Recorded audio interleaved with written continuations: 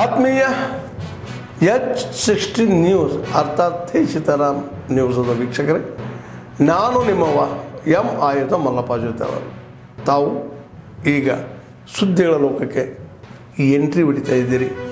ಈ ಸುದ್ದಿಗಳನ್ನು ಪ್ರತಿಯೊಂದು ನೋಡೋ ಜೊತೆಗೆ ನಿಮ್ಮ ಅಭಿಪ್ರಾಯಗಳನ್ನು ಹಚ್ತಾ ಇರಿ. ಯಾಕಂದರೆ ಈ ಸುದ್ದಿಗಳು ನಿಮಗಾಗಿ, ನಿಮ್ಮ ಬದುಕಿಗಾಗಿ, ನಿಮ್ಮ ವೈಚಾರಿಕೆಗಾಗಿ, ನಿಮ್ಮ ತಿಳುವಳಿಕೆಗಾಗಿಯೂ ನಿಮಗೂ ಗೊತ್ತು, ಜೊತೆಗೆ ನಮಗೂ ನಿಮ್ಮೊಂದಿಗೆ ಇದೊಂದು ಮಾತಾಡುವಂಥ ಜೊತೆಗೆ ಸುದ್ದಿಗಳನ್ನು ಬಿಡುವಂಥ ಕೆಲಸ. ಈ ಕೆಲಸದಲ್ಲಿ ನಾವು ನಿಮ್ಮೊಂದಿಗಿದ್ದೀವಿ ಅಂತ ಹೇಳ್ತಾ ನೋಡ್ತಾ ಇರಿ ಸುದ್ದಿಗಳನ್ನು.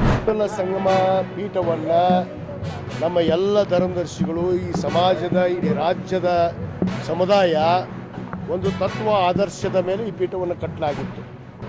ಇವತ್ತವರೆಗೂ ನಾವೆಲ್ಲ ನಡೆದಿದ್ದು ಬಸವ ತತ್ವದ ಮೇಲೆ. ಯಾಕಂದರೆ ಪವಿತ್ರವಾದ ಅಣ್ಣ ಬಸವಣ್ಣನವರ ಐಕ್ಯ ಭೂಮಿಯಲ್ಲಿ ನಾವು ಮಠವನ್ನು ಮಾಡಿದ್ದೀವಿ.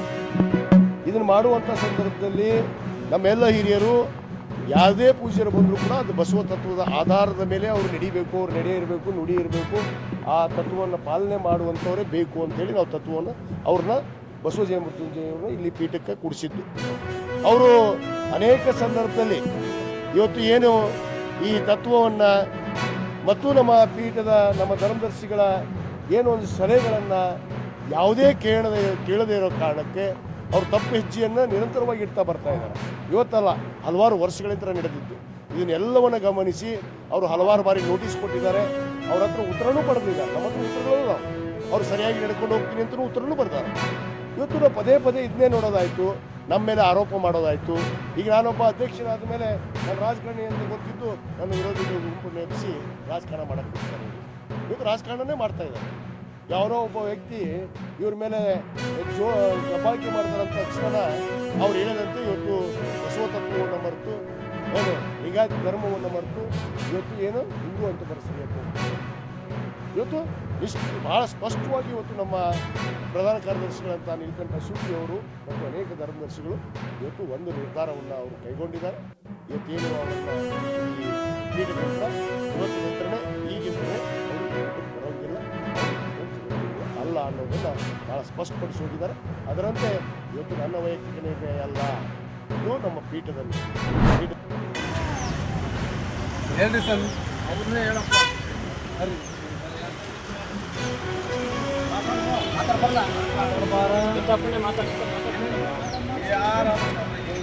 ಅಲ್ಲಿ ಸ್ಕೂಲಾಗ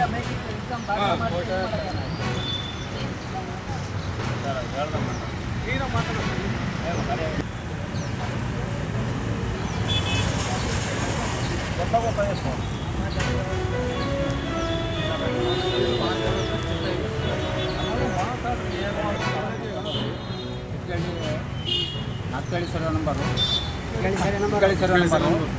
ಅಲ್ಲಿ ನಾವು ಜಮೀನು ಮಾಡಿ 4-5 ವರ್ಷ ಆಯಿತು. ಅಲ್ಲಿ ಕುಡಿಯೋಕ್ಕೆ ನೀರಿಲ್ಲ ಸರ್, ಕುಡಿಯೋಕ್ಕೆ ನೀರಿಲ್ಲ. ನಾವು ಹೊಟ್ಟೆಪಾಟ್ಲರು ಕೂಲಿ ಹೋಗ್ತೀವಿ, ಹೆಣ್ಮಕ್ಳು ಕಾಡಿನಾಗ ನೀರು ತರೋದು ವ್ಯವಸ್ಥೆ ಇಲ್ಲ. ಒಂದು 2 ಕಿಲೋಮೀಟ್ರ್ ದೂರ ನೀರು ತಿರ್ಕೋಬೇಕು. ಹಾಗಾಗಿ ನಾವು ಡಿ ಸಿ ಆಫೀಸ್ ಹತ್ರ ಬಂದಿದ್ವಿ. ಅವರು ತಹಸೀಲ್ದಾರ್ ಬಂದಿದ್ದರು. ಇನ್ನೂ ನಮಗೇನು ಮಾಹಿತಿ ಸಿಕ್ಕಿಲ್ಲ. ಅವರು ಡಿ ಸಿ ಆದಷ್ಟು ನಾವು ಮಾಡಿಕೊಡ್ತೀವಿ ಅಂತ ಹೇಳಿ ಒಪ್ಪತ್ತಂದರೆ ಅದು ಕಾಲಾವಕಾಶ ಕಾಯ್ಬೇಕು. ನಾವು ಜಮೀನು ನೋಡಿದರೆ ಯಾರೋ ಒಬ್ಬರು ನಮ್ಗೆ ಅಲ್ಲಿ ಪರಿಸರ ನಮಗೆ ಏನು ಮಾಡ್ತಾಯಿಲ್ಲ. ನಮ್ಮ ಜೀಲಿಗೆ ಅಂತ ಆಚೆ ಮಾಡ್ಕೊಂಡು ಬರ್ತಾರೆ. ಅದು ತುಂಬ ನಾವು ರೈತರು ಜೀವನ ಮಾಡ್ತಾ ಅಗ್ರಿಮೆಂಟು ಮುಗಿದು ಹೋಯ್ತು. ಇಲ್ಲಿ ಡಿ ಸಿ ಅದೇನು ಇಲ್ಲಪ್ಪ, ಅದೆಲ್ಲ ಮುಗಿದು ಹೋಯ್ತು. ಅವರೇ ಸುಮ್ಮನೆ ಅಲ್ಲೇ ಏನೋ ಅವ್ರಿಗೂ ಏನೋ ನಡೆಸ್ಕೊತಾರೆ. ಅಷ್ಟು ಬಿಟ್ಟರೆ ಈಗಿನ ತಹಸೀಲ್ದಾರಿಗೆ ಫೋನ್ ಮಾಡಿ ಹೇಳಿ ಅವ್ರಿಗೆ ವಾರ್ನಿಂಗ್ ಮಾಡಿ ದೇಶನಿಗೆ ಇದು ಮಾಡುವಂಥ ಅವರು ಹೆಸರು ಹೇಳಿ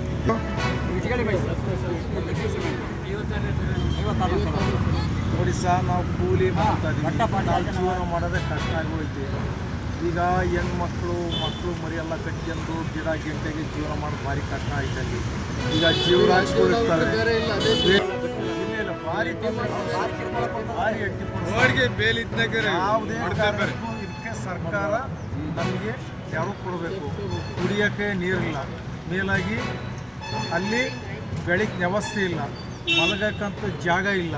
ನಮಗೆ ಮನೆ ವ್ಯವಸ್ಥೆ ಕೊಡಬೇಕು, ಕುಡಿಯೋ ನೀರು ಕೊಡಬೇಕು, ಬೆಳಕು ಕೊಡಬೇಕು.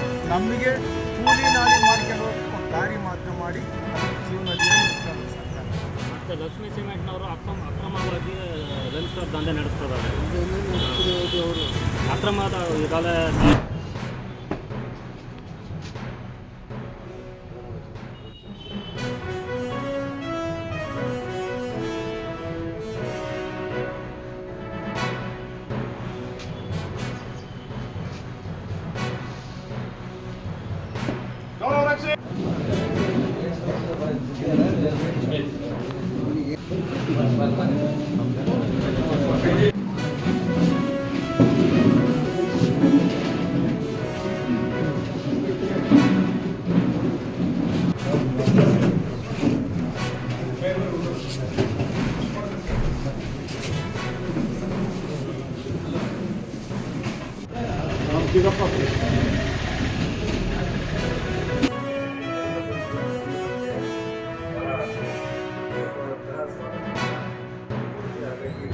ವೈಯಕ್ತಿಕವಾಗಿ ಎಲ್ಲರೂ ಕೂಡ ನಾನು ಧನ್ಯವಾದಗಳು ತಿಳಿಸ್ತೀನಿ. ರಾಜ್ಯದ ಬೇರೆ ಬೇರೆ ಕಡೆ ಕೆಲಸ ಮಾಡಿದ್ದೀವಿ. ಬೆಳಗಾವಿ ಮಾಡಿದ್ವಿ, ಬಿಜಾಪುರ ಮಾಡಿದ್ವಿ, ವಿಜಯಪುರ ಮಾಡಿದ್ವಿ, ಮೈಸೂರು,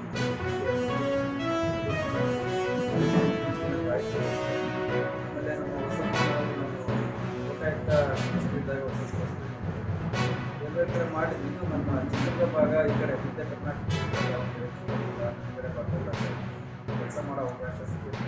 ಬಂದು ಮತ್ತು ಇನ್ನೊಂದು ಇಲ್ಲೇ ದೇವಸ್ಥಾನಕ್ಕಾಗಿ ಎಲ್ಲ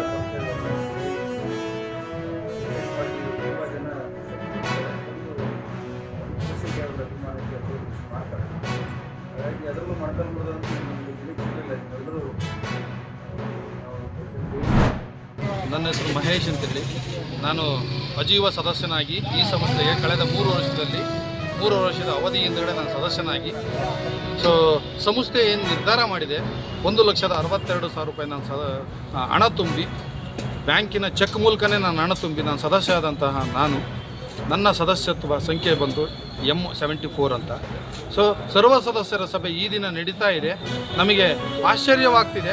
ಇದು ಸರ್ವ ಸದಸ್ಯರ ಸಭೆಗೆ ಸದಸ್ಯರನ್ನು ಹೊರಗಿಟ್ಟು ಮಾಡ್ತಕ್ಕಂಥ ಸಭೆ ಆಗ್ತಿರೋದು ಶೋಕನೀಯ. ದಯಮಾಡಿ ಇದಕ್ಕೆ ಜಿಲ್ಲಾಧಿಕಾರಿಗಳ ಅಧ್ಯಕ್ಷರಿದ್ದಾರೆ. ಇದಕ್ಕೆ ನಡೆದಂಥ ಇಂದಿನ ಬಾಡಿ ಏನಿದೆ, ಕಾರ್ಯದರ್ಶಿಗಳಿರ್ಬೋದು, ಇದಕ್ಕೆ ಉಪಾಧ್ಯಕ್ಷರಿರ್ಬೋದು, ನಿರ್ದೇಶಕರುಗಳಿರ್ಬೋದು. ನಾನು ಈ ಒಂದು ಸಂಸ್ಥೆಯಲ್ಲಿ ಕಳೆದ ಕೆಲವು ತಿಂಗಳುಗಳಿಂದ ನಡೆದಂಥ ಘಟನೆಗಳನ್ನು ತಮ್ಮ ಗಮನಕ್ಕೆ ತರಲಿಕ್ಕೆ ಬಯಸ್ತೇನೆ. ಒಬ್ಬ ಖಜಾಂಚಿಗಳನ್ನು ಸಸ್ಪೆಂಡ್ ಮಾಡೋಂತಹ ಸಂಸ್ಥೆ ಇದು. ನಾನು ಇವತ್ತೇ ನೋಡಿರೋದು. ಇಂತಹ ಸಂಸ್ಥೆಯಲ್ಲಿ ಇವತ್ತಿನ ದಿನ ಖಜಾಂಚಿಗಳನ್ನು ಸಸ್ಪೆಂಡ್ ಮಾಡಿದ್ದಾರೆ, ನಿರ್ದೇಶಕರನ್ನು ಸಸ್ಪೆಂಡ್ ಮಾಡಿದ್ದಾರೆ, ಸದಸ್ಯರನ್ನು ಹೊರಗಡೆ ಇಟ್ಟು ಸರ್ವ ಸದಸ್ಯರ ಸಭೆ ಮಾಡ್ತಿದ್ದಾರೆ. ಇಲ್ಲಿ ಒಳಗಡೆ ಏನು ನಡೀತಿದೆ ಅಂತಂದರೆ ನಮಗೆಲ್ಲ ಆಶ್ಚರ್ಯ ಆಗ್ತಿದೆ. ಇವತ್ತು ಯಾಕೆ ಹೊರಗಡೆ ಇಡ್ತಿರೋ ಉದ್ದೇಶ ನಮಗೆ ಹೇಳ್ತಿಲ್ಲ. ಇಲ್ಲಿ ಸಿಬ್ಬಂದಿಗಳು ಹೇಳ್ತಿದ್ದಾರೆ, ಅವರು ಅಸಹಾಯಕರಾಗಿ ನಮಗೆ ಸಹಕರಿಸ್ತಿದ್ದಾರೆ. ಸರ್ ಈ ಬಿಡಬೇಡ್ರಿ ಅಂತೇಳಿ ಹೇಳಿದ್ದಾರೆ. ಯಾರನ್ನೇ ಬಿಡಬೇಡ್ರಿ, 182 ಜನ ಬಿಡಬೇಡ್ರಿ. ಯಾರಪ್ಪ, ಎಲ್ಲೈತಪ್ಪ ಅಲ್ಲಿ ಇಷ್ಟು? ಯಾವ ಕಾನೂನಲ್ಲಿದೆ? ಇದೇ 182 ಜನ ನಾವು ಉಚ್ಚ ನ್ಯಾಯಾಲಯದಲ್ಲಿ ಆರ್ಡರ್ ತಂದು ನಾವು ಚುನಾವಣೆಯಲ್ಲಿ ನಮ್ಮ ಹಕ್ಕನ್ನು ನಾವು ಮತ ಚಲಾಯಿಸಿದ್ವಿ. ನಾವು ಮತ ಚಲಾಯಿಸಿದ ಮೇಲೆ ಈ ಸಂಸ್ಥೆಗೆ ಜನರಲ್ ಬಾಡಿ ಮಾಡ್ತಕ್ಕಂಥ ಸಂದರ್ಭದಲ್ಲಿ ನಮ್ಮನ್ನು ಹೊರಗಿಟ್ಟು ಜನರಲ್ ಬಾಡಿ ಮಾಡ್ತಾರೆ ಅಂತಂದರೆ ಇದ್ರ ಉದ್ದೇಶ ಏನಿದೆ? ನಾಳೆ ಕಟ್ಟಡ ಬರ್ಕೊಂತಾರ ಇವರು? ಇದು ಸ್ವತಂತ್ರ ಪೂರ್ವವಾದಂಥ ಸಂಸ್ಥೆ. 1933ರಲ್ಲಿ ಸ್ಥಾಪನೆಯಾದಂತಹ ಮಹಾನ್ ನಾಯಕ, ದೇಶದ ಮಹಾನ್ ನಾಯಕರಾದಂಥ ಎಸ್ ನಿಜಲಿಂಗಪ್ಪನವರು ಸ್ಥಾಪನೆ ಮಾಡಿದಂತಹ ಸಂಸ್ಥೆ. ಇಂತಹ ಸಂಸ್ಥೆನ ಉಳಿಸ್ಬೇಕೆ ಅಥವಾ ಇವರೇ ಏನಾದ್ರು ಮಾಡಿಕೊಟ್ಟಿದ್ದಾರೆ ಅಂತ ನಮಗೆ ಅನುಮಾನ ಇದೆ. ನಾನು ಈ ಚಿತ್ರದುರ್ಗ ನಗರದ ಪ್ರಜೆಯಾಗಿ ಸಹ, ಆಗ ಈ ಕ್ಲಬ್ಬಿನ ಸದಸ್ಯನಾಗಿ ನಾನು ಸಾರ್ವಜನಿಕರು ಜನಗಳನ್ನು ಸಹ ನಾನು ಗಮನ ಸೆಳೆಯುವ ನಿಟ್ಟಿನಲ್ಲಿ ನಾನು ಒಂದು ಕ್ವಶನ್ ಮಾಡ್ತಿದ್ದೀನಿ. ಈ ಸಂಸ್ಥೆನ ಇವರೇ ಬರ್ಕೊಳಕ್ಕೆ ಈ ಅನುಮಾನ ನಮ್ಮಲ್ಲಿ ಮೂಡಿದೆ. ಹಾಗಾಗಿ ದಯಮಾಡಿ ನಿಮ್ಮಂಥ ಪ್ರಜ್ಞಾವಂತರ ಪ್ರಜೆಗಳು ಮತ್ತು ಸದಸ್ಯರು ದಯಮಾಡಿ ಮುಂದೆ ಬಂದು ಇಂಥ ಸಂಸ್ಥೆ ಉಳಿಸ್ರಿ. ಇಂಥ ದುರಾಡಳಿತ ಇಡೀ ಹಿಸ್ಟ್ರಿನಲ್ಲೇ ಆಗಿರಲಿಲ್ಲ, ಇಂಥವು ಆಗಬಾರ್ದು ಅಂತ ನನ್ನ ಒಂದು ಮನವಿ ಸರ್. ಆತ್ಮೀಯರೇ, ಎಲ್ಲ ಸುದ್ದಿಗಳನ್ನು ನೋಡಿದ್ರಲ್ಲ, ಏನು ಅನಿಸ್ತು ನಿಮಗೆ? ಇದರಲ್ಲೇ ನಿಮ್ಗೆ ಲೈಕ್ ಆಗಿರ್ಬೋದು, ಡಿಸ್ಲೈಕು ಆಗಿರ್ಬೋದು, ಕಾಮೆಂಟ್ ಬೇಡಪ್ಪ ಅಂತೂ ಅನಿಸಿರ್ಬೋದು, ಕಾಮೆಂಟ್ ಮಾಡಬೇಕಪ್ಪ ಅನಿಸಿರ್ಬೋದು, ಶೇರ್ ಮಾಡಬಾರ್ದಪ್ಪ ಅನಿಸಿರ್ಬೋದು, ಅದು ಮಾಡಬೇಕು ಅನಿಸಿರ್ಬೋದು. ಏನಾದರೂ ಆಗಲಿ ಶೇರ್ ಮಾಡ್ತಾಯಿರಿ, ಈ ನ್ಯೂಸ್ಗಳನ್ನ ಹಂಚ್ತಾಯಿರಿ, ಜೊತೆಗೆ ಇದಕ್ಕೆ ಸಬ್ಸ್ಕ್ರೈಬ್ ಆಗ್ತಾಯಿರಿ ಅಂತ ಹೇಳ್ತಾ H16 ನ್ಯೂಸ್ ಅರ್ಥಾತ್ ಹೇ ಸೀತಾರಾಮ್, ಇದು ಸತ್ಯದ ಕೈಗೆ ನಡಿ. ವಂದನೆಗಳು.